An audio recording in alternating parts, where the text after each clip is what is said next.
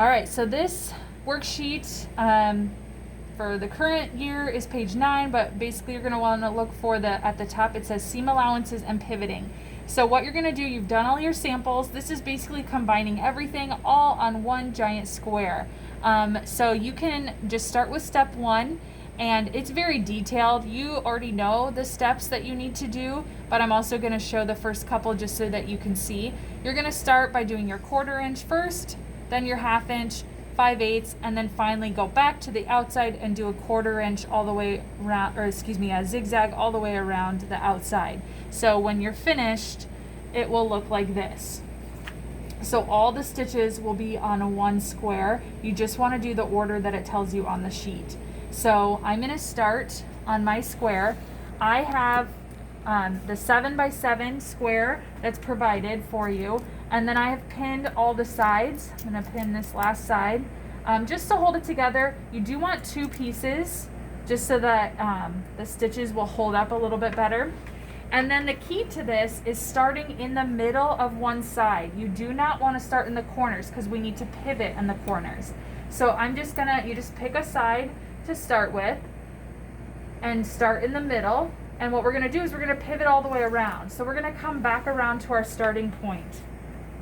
So I have my 1/4 inch, which is the edge of the foot.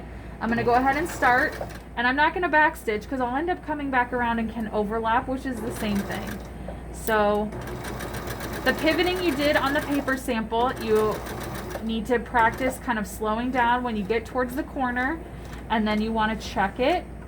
Okay, that looks about a 1/4 inch, so I'm going to check it, needle down, turn my fabric. Oh, that was not even close, so I'm going to go back and do one more stitch. We'll check that, and there we go.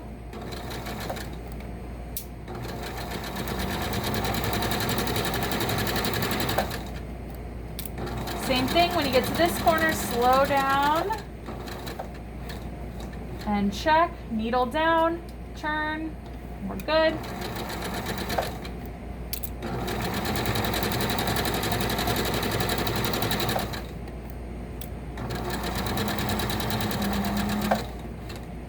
Check that, good.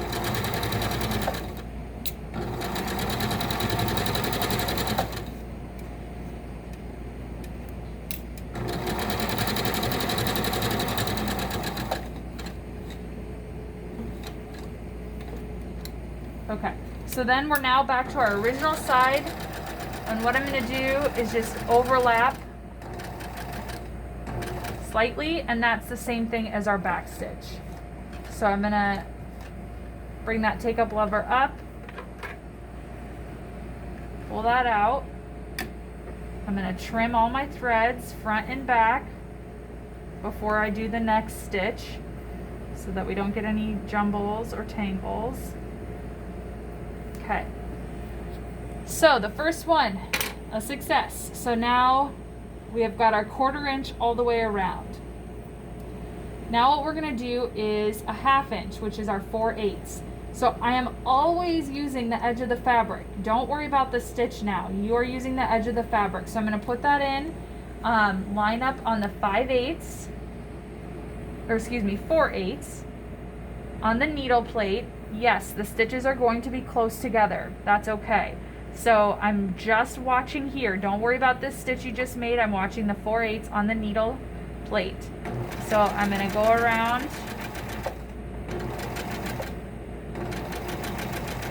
and now this will take some practice because you're not used to doing the pivot at the 4/8, but it's the same thing. So I'm going to needle down and then turn it and then check that needle plate, and that actually shockingly was right on. So trial and error, check early before you get to the corner. Watching that 4/8, go slow on this one. This tends to be a little bit trickier. Okay, I'm gonna slow down. Let's we'll go one more stitch.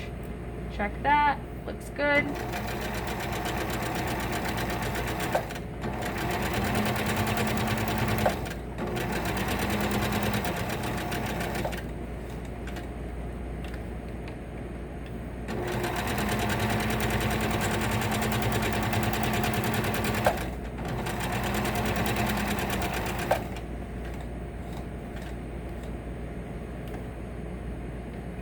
one more stitch.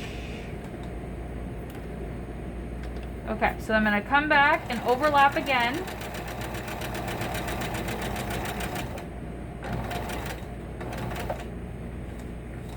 And then take that out